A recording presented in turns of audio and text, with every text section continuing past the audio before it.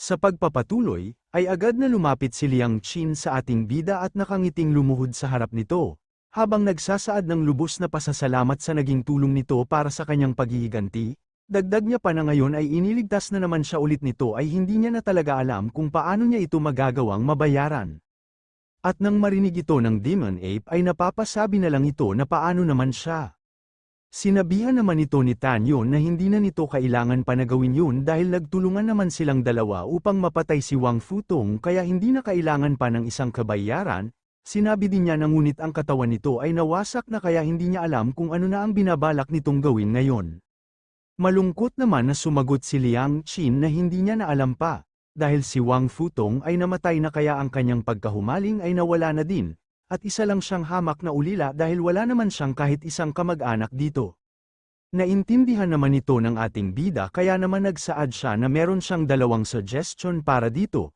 Ang una ay ipapadala niya ito sa isang reincarnation at makalimutan na ang lahat ng masalimuot na alaala at muli na ma-reincarnate, at ang pangalawa naman ay tutulungan niya ito na muling maibalik ang katawan nito. Nagulat naman dito si Liang Qin at agad-agad na sinabi kay Tanyon na hindi na nito kailangan pa na magsalita, dahil pipiliin niya ang pinakauna nitong naging suggestion. At nagsaad na wala na siyang dahilan pa para magtagal sa mundong ito, at ang mga masasakit na alaala ay ayaw niya nang maalala pa magpakailanman.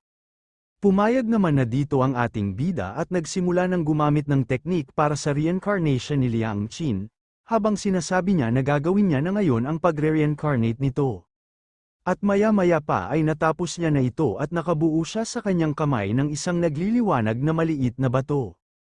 At pagkatapos ay pinakawalan niya na ito sa ere at tinatawag niya ang teknik na ito na Hongmeng Heart Reincarnation, kung saan nakabuo ito ng isang malaking tarangkahan na naglalabas ng malakas na enerhiya. Labis naman na nagulat ang Demon Ape nang makita niya ito, at tinatanong niya ang kanyang sarili na kung ito ba ang usap-usapan na gate ng underworld na magdadala sa mga tao sa isang reincarnation, kaya naman malaking tanong niya sa kanyang isipan na kung gaano ba kalakas ang kanyang lord para maipalabas ang bagay na ito. Sa kabilang banda, ay sinabi na ng ating bida kay Liang Qin na dahil nakapagdesisyon na ito, ay pumasok na ito ngayon sa isang reincarnation, dagdag niya pa na hinihiling niya na sana ay sa susunod na buhay nito ay magkaroon na ito ng mabuting pamilya na magmamahal sa kanya ng totoo. Bago pa man ito tuluyang umalis ay lubos muna ito na nagpasalamat kay Tanyon sa pagiging mabuti nito sa kanya, dagdag niya pa na mababayaran niya din ang kabaitan nito sa susunod niyang buhay. At kasunod nun ay nagtungo na ito papasok sa Gate of Underworld. Gayunpaman ay bago pa ito makapasok ay nagsaad ng matalinghagang salita ang ating bida, na sa huli ay may malaki na nalamat ang puso nito, kaya kalimutan na nito ang lahat at magsimula na ng panibagong buhay.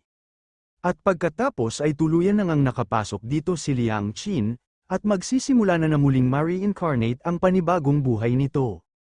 Sa kabilang banda, ay napabuntong hininga naman ang Demon Ape pagtapos makapasok ni Liang Qin, at sinabi niya na ang buhay talaga ay isang mahirap na gampanin. Sinabi din ni Tanyon na ito ang kalungkutan ng isang pagiging mahina, at kung meron lang sana ito na sapat na lakas ay hindi ito haantong sa ganito. At seryoso niyang sinabi sa kanyang kaloob-looban, na kailangan niya pa na mas lumakas pa kaysa sa dati niyang totoong lakas, dahil sa ganoong paraan niya lang mapoprotektahan ang mga taong nakapaligid sa kanya.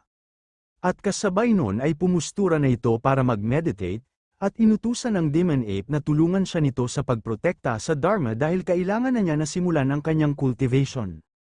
Agad naman ito na sumunod at tumayo sa tabi ng ating bida para bantayan ito. Samantala, mabilis na lumipas ang ika-10 na araw, at sa lugar ng Space-Time Tower ay nasa loob pa din ito si Mumeng na labis na naiinis sa di pa malamang dahilan. At dahil pala ito kay Xiongwu na masyado nang nagiging aligaga at hindi mapakali dahil sa labis na pag-aalala kay Tanyon, at sinasabi niya na ilang araw na lang bago matapos ang secret mission, ngunit bakit hindi pa din bumabalik ngayon dito si Tanyon, at tinanong si Mumeng na hindi naman siguro napahamak ito, o baka naman na love at first sight na ito sa isang babaeng disciple at nagsama na paalis sa Huangfu Holy Sect. At sabay na nag-astang bata na umiiyak na yamakap kay Mumeng, habang tinatanong ito na hindi naman siguro sila magagawang iwan ni Tanyon. Subalit imbis na damayan niya ito ay kinutongan niya pa ito dahil sa sobra na siyang naiinis sa labis ng kahibangan nito. Kaya naman nanahimik na lang si Xiongwu sa isang tabi habang iniinda na lang ang mga bukol na inabot niya. At nagsaad si Mumeng dito na wala itong dapat ipag-alala dahil hindi iresponsableng tao si Tan Yun, kaya sigurado siya na babalik ito kahit ano ang mangyari. Naging seryoso naman na si Xiongwu at malungkot na tinanong si Mumeng na kung paano kung hindi na talaga bumalik si Tan Yun sa nakatakdang oras. Nakangiti naman ito na sinagot ni Mumeng na kung ganun talaga ang mangyayari ay mananatili pa din siya dito at maghihintay hanggang sa araw ng pagbabalik nito. At kasunod nun ay biglang bumukas ang tarangkahan ng Space-Time Tower at makikita na may isang tao ang nagbukas nito. At nang makita ni Mumeng at Xiongwu ang bahagyang pagbukas nito ay labis silang nagalak sa pag-aakalang si Tan Yun na ito at nakabalik na talaga ito.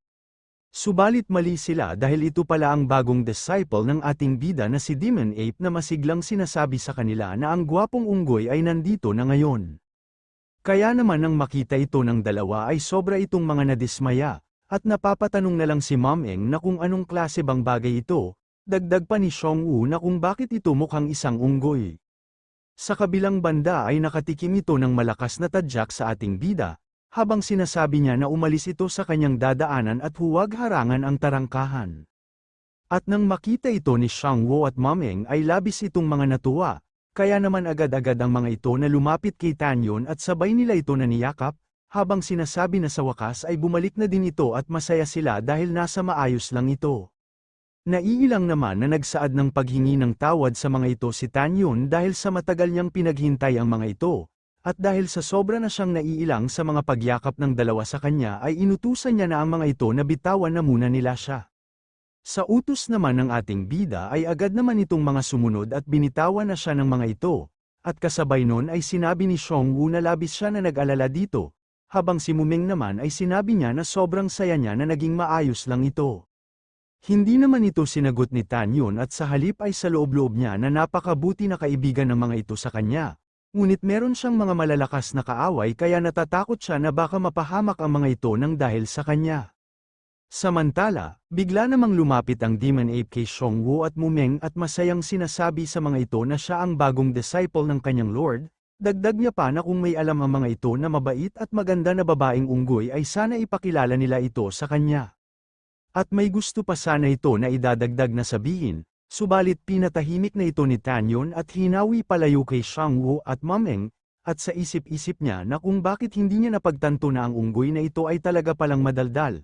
Kaya naman sinabi niya na kailangan niya ilagay ito sa kanyang spirit animal bag pagkabalik niya sa kanilang sect. At pagkatapos ay sinabi niya sa dalawa na malapit na matapos ang oras ng kanilang secret mission, kaya umalis na sila at pumunta na sa lugar ng tagpuan at maghanda na para bumalik sa kanilang sect.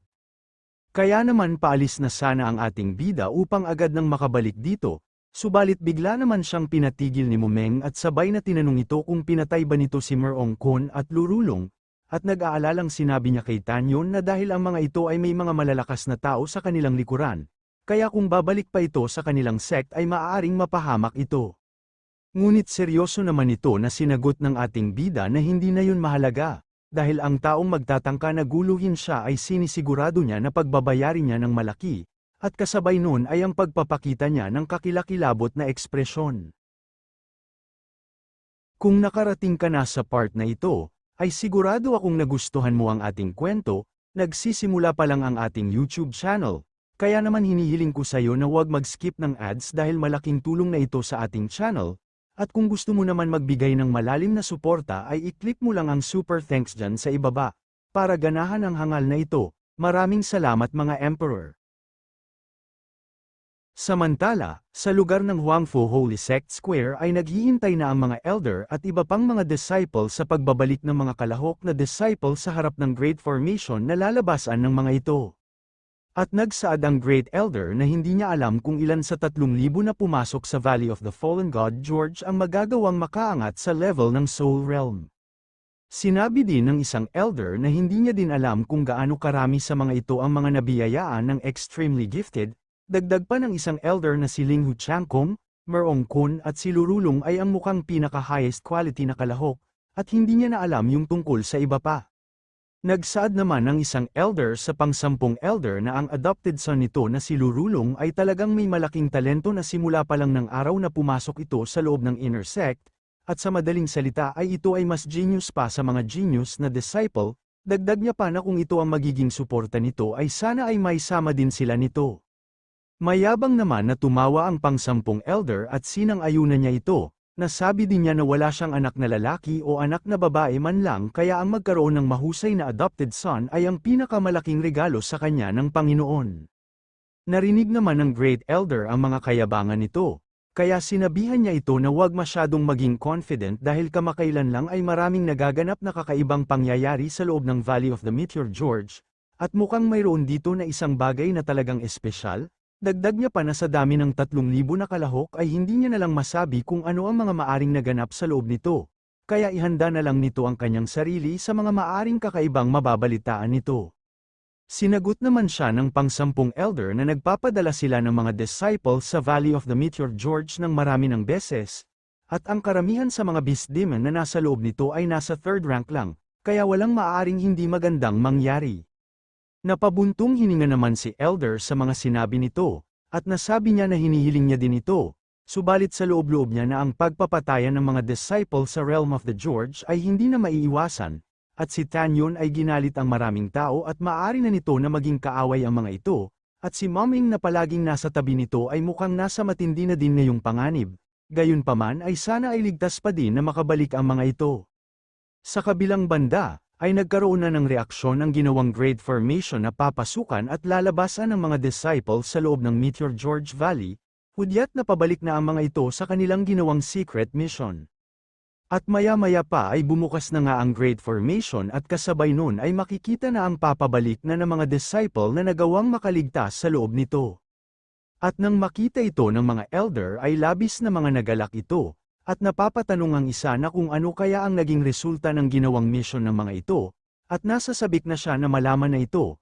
Nasabi naman ng isa na kahit papaano siguro ay nasa kalahati ng 3,000 disciple ang nagawang makaangat sa Soul Realm, at para maabot na din ng mga ito ang pamantayan upang makapasok sa loob ng inner sect. Samantala, isa-isa na nga napalabas ang mga disciple at sinasabi ng mga ito na sa wakas ay nagawa nilang makabalik dito ng buhay.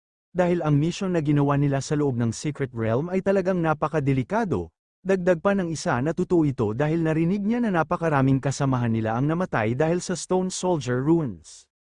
Nasabi din ng matabang disciple na ito na naamoy niya ang malakas na amoy ng dugo dito kahit nasa 10 milya ang layo nito sa kanya, kaya hindi na siya nagtangka pa na lumapit pa dito. Dagdag niya pa na narinig niya din na si Merongkon at Ling Wuchangkong ay talagang namatay na, at hindi niya alam kung sino ang tao na may kagagawan nito. Labis naman na nagulat ang mga elder na ito nang makita nila ang 800 lang na bilang ng mga disciple na nagawang makabalik sa bilang ng 3,000 na pinapasok nila.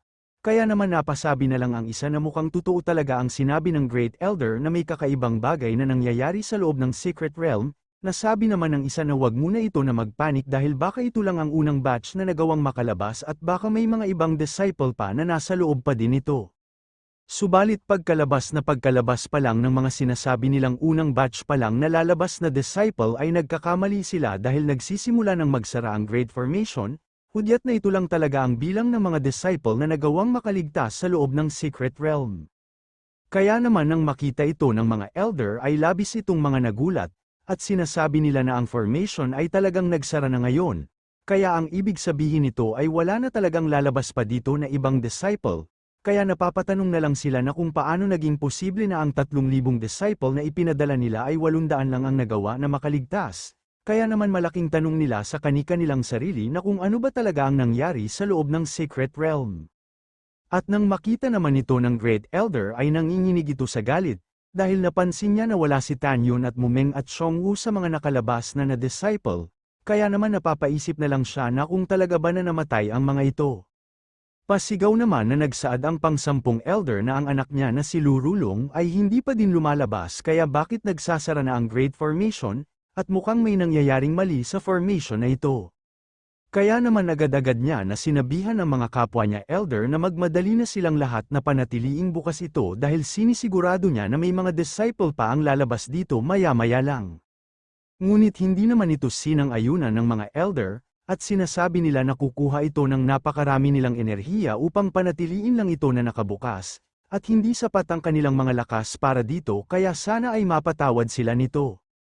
Wala naman na nagawa ang pang-10 elder kaya naman siya na lang ang mag-isang pumunta dito, habang napapamura na lang siya at sinasabi niya sa mga ito na kung ayaw nilang gumawa ng kahit ano ay siya na lang ang mag-isang gagawa nito. Subalit bago pa siya makalapit dito ay may 4 na tao ang biglang papalabas sa pasara ng formation. At nang makita ito ng ibang mga elder ay natuwa ang mga ito sa pag-aakalang ang mga tao na palabas ay si Lurulong at ang iba pang mga disciple. Habang ang pang-10 elder ay napahinto nang makita niya din ito, at maging siya ay inaakalang si Lurulong na din ito. Kaya naman tumawa na ito ng malakas at mayabang na sinasabi na alam niya na hindi ito mapapahamak, at sabay na inutusan na si Lurulong na lumabas na ito dahil gusto na niya makita ang naging mataas na level nito. Ngunit habang papalabas na ang isa sa mga 4 na tao na ito, ay sarkastikong nagsaad ito ng paghingi ng tawad sa pang-10 elder, sa pagsasabing madidismaya niya ito dahil hindi siya ang hinahanap nito na si Lurulong, at ito pala ay ang ating bida na mayabang na tinindigan ang pang-10 elder. At nang makita ito ng hangal na elder ay nanlaki ang kanyang mga mata at naglabasan ang mga ugat nito. At pagkatapos ay dinuro niya si Tan Yun habang pasigaw niya na sinasabi na kung bakit nabuhay pa din ito, dagdag niya pa na kung nasaan ang kanyang anak at kung ano ang ginawa nito dito.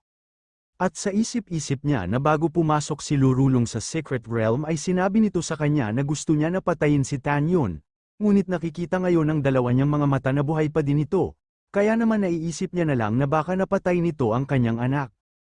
Hindi naman nagkamali ang hinala ng hangal na elder nang walang kahit anong pag-aalinlangan na sabihin sa kanya ng ating bida na si Lurulong ay nagtangka na patayin siya kaya naman pinatay niya na ito. At nang marinig na niya nga ito sa mismong bunganga na ni Tan Yun ay labis na nagulat ito at namuti ang mga mata, kaya naman napapasabi na lang siya na kung paano ito naging posible. Dagdag niya pa habang hindi pa din ito kayang paniwalaan, na ang kanyang anak ay pangatlo sa pinakamalakas sa Chenglong list, at ito ay biniyayaan na ng lakas at talino simula pa ng pagkabata nito kaya paano mangyayaring mapapatay ito ni Tan Yun. Kaya naman labis na itong nanlumo at napasigaw na lang ng pagkalakas-lakas, habang sinasabi niya na napaka-imposible nito. Mayabang naman ito na sinagot ng ating bida na pagdating sa kanya ay walang kahit ano na imposible. Dagdag niya pa na para sa kanya ang lahat ng kumakalaban sa kanya ay ang mga grupo lang ng mga aso at pusa. Mas lalo namang nagalit ang pang-10 elder sa mga sinabi ni Tan Yun, kaya naman agad-agad niya ito na sinugod habang sinasabi niya na hindi niya ito paniniwalaan dahil nagsasabi lang ito ng malaking kasinungalingan. Subalit walang kahirap-hirap lang na inilaga ng ating bida ang atake nito. Kaya naman hindi na inintindi ng hangal na elder at agad na lang na dumiretso sa Great Formation para siguraduhin ang mga sinabi ni Tan Yun, kaya naman paulit-ulit na binabanggit nito ang pangalan ni Lurulong at sinasabi niya na lumabas na ito, ngunit hindi pa siya nagtatagal sa formation ay agad na ito na nagsara at di kalaunan ay mabilis na naglaho. Dito na muna matatapos ang ating episode. At kung gusto mong subaybayan ang ating kwento ay mag-subscribe ka na at pindutin ang notification bell para updated ka sa pag-upload natin everyday. Maraming salamat mga Emperor!